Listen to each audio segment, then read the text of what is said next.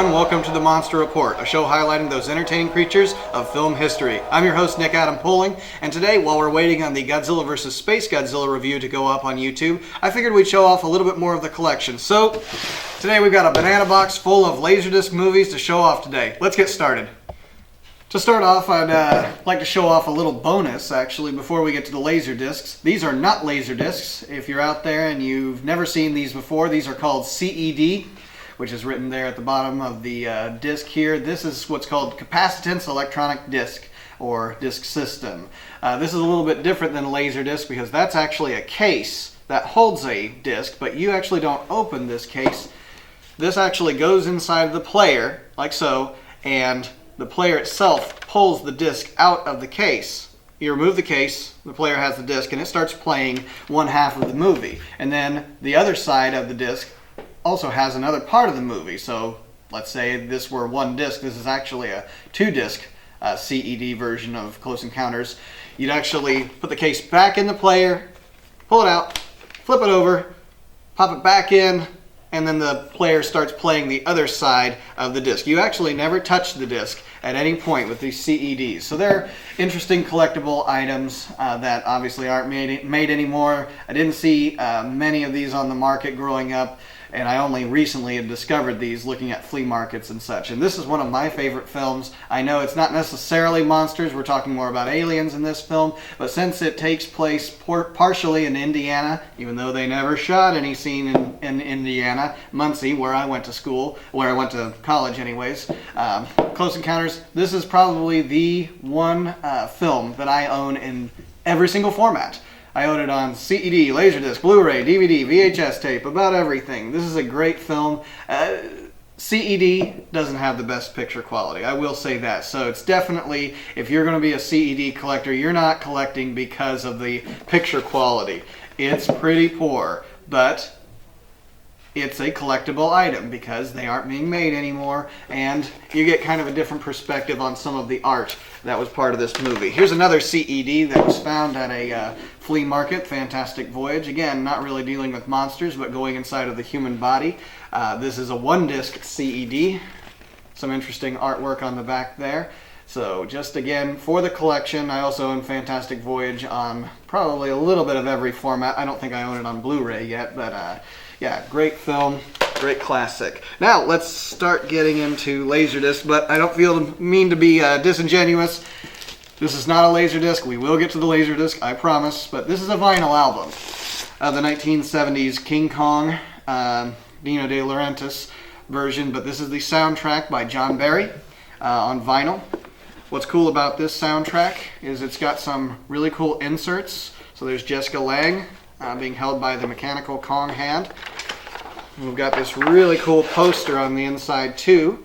So whoever had this and kept it in there in the flea market collection anyways for sale, kept it as complete as they possibly could. And so there's some really neat artwork on the back there of Kong taking out the train. So really good vinyl album, listened to it a few times. So, so let's get to the Laserdisc, finally. Alright, so we've got King Kong on Laserdisc, the original 1930s King Kong. This is the 60th anniversary, released by Turner Classics.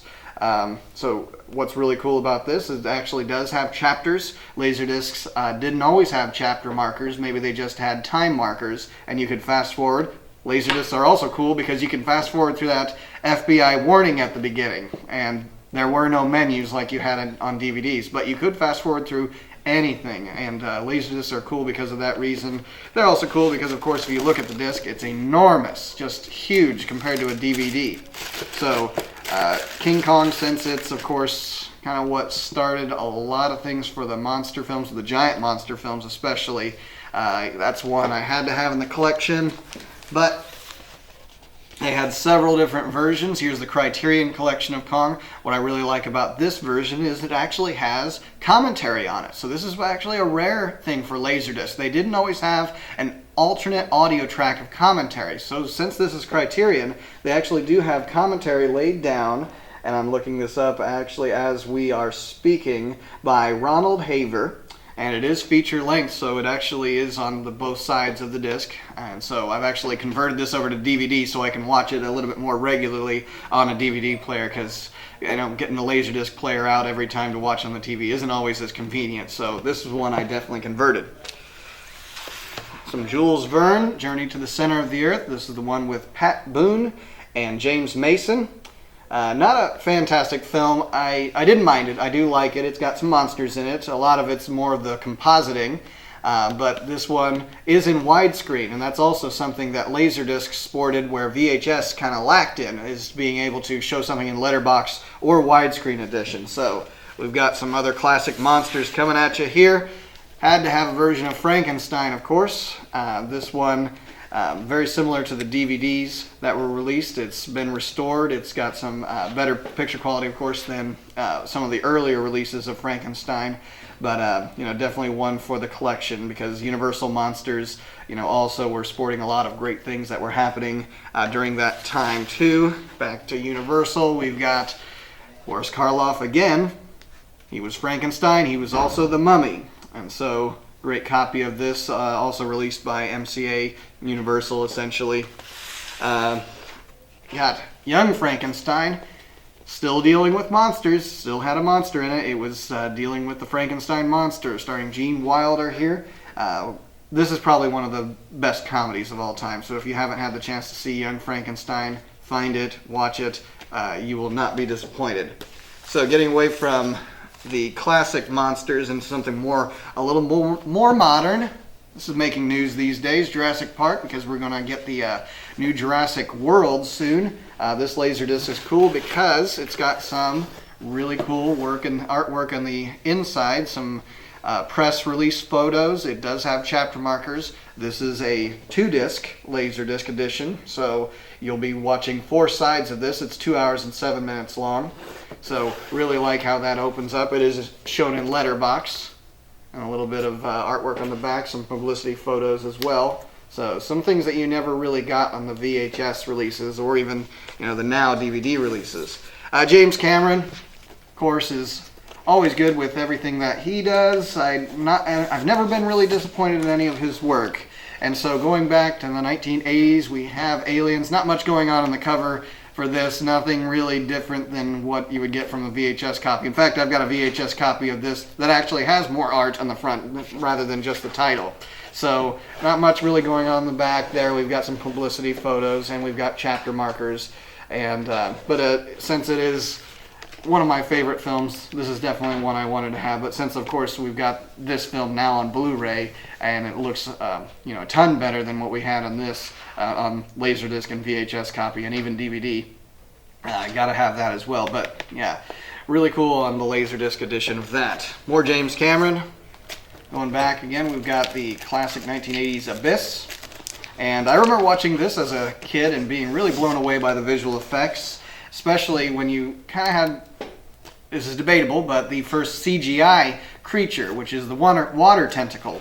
And so as you're watching this film, you see some of the really cool publicity photos. I really like how they make the entire scene there in the background, the underwater environment that they created for this film. And as you're looking at the title, of course, of the film, and you're looking at all this artwork and these publicity photos, it's hard to tell that this is actually a movie about underwater aliens. But really great classic there. Some other publicity photos on the back. So this is definitely one that's great for the collection. Also something I own on DVD as well. Let's stick with the James Cameron theme here for a few more Laserdiscs. Had to have Terminator 2, probably arguably the best Terminator. Maybe not arguably, maybe most of you out there would agree with me that this was the best Terminator out there, especially since for a lot of us in my generation, this may have been the first Terminator. So we actually watched this one and maybe we went back and saw the original Terminator. And then they just kind of went downhill from there. But you have to have it on Laserdisc, so you got some publicity stills there of Arnold in the background. Some other stuff. Some of this art, of course, or some of this, I should say, photography is, when it's done for publicity's sake, is not actually in the film. It's just they were on set with a photographer and they wanted to go ahead and release some stills to get some people excited about the movie, and they would release them to the press. Going backwards here, the original Terminator. Don't watch this one as often. It still is a good film, and it's still innovative for the time. But as far as, when you compare it to Terminator 2, it's really difficult to compare the two. But it's still a great classic. There you've got Arnold with a little bit more hair. And of course, now this is making some news now because we're going to get the new Terminator Genesis to come out soon with Arnold. So, of course, this dates the timing of our taping of this episode. We're taping in February here of 2015, so just so everyone at home knows. Let's switch things over to some Ray Harryhausen, a great creature effects specialist. This is one I've always wanted to have. I've always seen this in these portions of this film in documentaries because it was just so innovative for its time and ahead of its time. But I never found it on DVD until recently after I got the Laserdisc edition. And so Guanji, really great Laserdisc copy there. Picture quality on this is actually really quite good compared to the DVD. There's not a ton of difference. Obviously the DVD has a higher resolution than the Laserdisc, but this one really does actually hold up pretty well, and it's got the chapter markers as well. The Laserdisc artwork is kind of cheesy. You got your exploding, looks like your Batman, Bam, Biff, and all of that going on there. But so it's kind of cheap looking, but it's got some cool publicity stills in there. But because it's Harryhausen, it's like Godzilla, it's got to be part of the collection. More Harryhausen, a double feature here, 20 Million Miles to Earth. Just recently got a copy of this for DVD. That was a color and black and white version, so we could actually switch that, and I already had a copy of it. Came from Beneath the Sea. That's switchable from color to black and white. Both look good, actually, so if you see those DVDs out there, check them out. But yeah, I really like this Laserdisc, and but it is in the black and white versions only, and it's got the chapter markers, so there's actually 2 discs in here, double-sided, so you can see the film that way. So just like if you were to go and watch some things on 8mm film, that's kind of the same reason you'd buy them on Laserdisc, because they're collectible. Last Harryhausen here, Earth vs. the Flying Saucers. Another great film. Usually Ray Harryhausen stuck with more along the lines of creatures, and in this one, a lot of the animation is just dedicated to the actual flying saucers themselves. But there's some other visual effects in there that really look good for the time. Not much happening in the back. Very text heavy there. I don't really like VHS, Laserdisc, any of those home video releases that tried to explain things in so much detail that it's like, just watch the movie. Just pop this in, check it out. I know you'll enjoy it. So there's Earth vs. the Flying Saucers. So let's get to Japan. We're going to start with the non-Godzilla stuff first. We've got a double feature here of Gamera, the original Gamera, and Gamera vs. Giron, which is actually the first Gamera I have actually ever seen. Not much happening here, especially since if you own this on VHS, that artwork should look very familiar because it is exactly the same artwork, just paired together on the same double feature there. And, wow, again, the VHSs, all you did was just copy the backs of them and paste them right there on the back of the Laserdisc. So, didn't spend a whole lot of money on this, did you guys? But it's like most things that get imported internationally. They don't want to spend a lot of money because it's kind of a risk, especially with Gamera. Is it going to sell or not? He's not Godzilla, so will the product sell or not? Another double feature, VHS ports of the artwork there. I don't mind the artwork here, especially because when I grew up with these films, seeing them in the VHS rental store and seeing that there was another monster other than Godzilla named Gamera. He's a giant turtle. I was a fan of Teenage Mutant Ninja Turtles, so of course, giant turtle that breathed fire and flew around like a flying saucer. Why not? I've got to watch this. So I guess more along the lines of the nostalgia factor, that's why I appreciate this artwork. I know there's not much happening there and it's kind of cheesy, but I do appreciate it because of the nostalgia factor. Holds a special place in my heart. But he's not Godzilla. Probably my pride and joy one of them, of the Laserdisc collection, because it's the first Godzilla film I ever saw as a kid. Scared the heck out of me, and but still like watching it, still love watching it, especially waiting on it to come out on Blu-ray, waiting on a Region 1 DVD release or Blu-ray release, something that's got the English subtitling or the English language on it. Please, please, whatever rights dispute is going on about this, please get this released. I hope that doesn't date this too much and like next month this actually comes out on DVD. But that's okay, go ahead and do that. Pretty much a port of the VHS release, just a little bit larger so you can see it, that description right from the VHS release. So if you're looking for quality, that's not this one. This is not in widescreen. Oops. This is in that silly pan and scan like the VHS copy did. But that artwork, that's very cool artwork. So I've always liked this because when I saw it in the VHS rental store, I'm like, oh gosh, I've got to have that one. And I rented it so many times that I think, the VHS of course, I think that I pretty much bought it anyways. So eventually that copy in that very rental store became mine. Here we go. Paramount release of Terror Mechagodzilla. Not much happening here, especially since, again, if you got the VHS copy, pretty much identical, but a little larger so you can see the showdown between Titanosaurus, Mechagodzilla, and Godzilla. Whoops, should have stuck with the non-Godzilla theme first, but that's okay, we'll go out of order. Paramount again. I guess that's probably what I was going after, is trying to get the Paramount releases all together. So, Rodan here released, very similar to the VHS copy, just larger. Publicity still there. A lot of empty space there, guys. Can you spend a little extra to make this look nice, Paramount? I know you've got the money to do that. Here's Paramount release also, Godzilla vs. Monster Zero. Really great classic from the Showa series. So yeah, just kind of taking the same themes that they were doing with the artwork from the VHS copy. Let's make sure we stay with Paramount again. Got this also on VHS? Sure you do. Looks familiar. So yeah, there's Raymond Burr down there smoking his pipe and looking at things. He's reporting the news on the giant monster that's happening in Japan, all the great news that's happening over there in Japan. But yes, it is in black and white, so don't be deceived by the fact that that's a color photo in the front, or color artwork on the front. It is a black and white film, but I wouldn't have this film any other way. This is a great, great film, and it's been restored on Blu-ray and on DVD, so check out those copies. But as far as the film goes, it still looks good in any format because it's just a great film. When I finally found on VHS the Godzilla Vestron copy is the one that I found, and this is just pretty much a Laserdisc port of that VHS copy as well. So we've got the Vestron, not much happening there. Godzilla is somewhat colored in green, but if you are a Godzilla purist, you know that he was not green until 2000, in Godzilla 2000. So pretty much the same artwork and same description that we had on the Vestron VHS release there, so not much special, but got Godzilla in the title.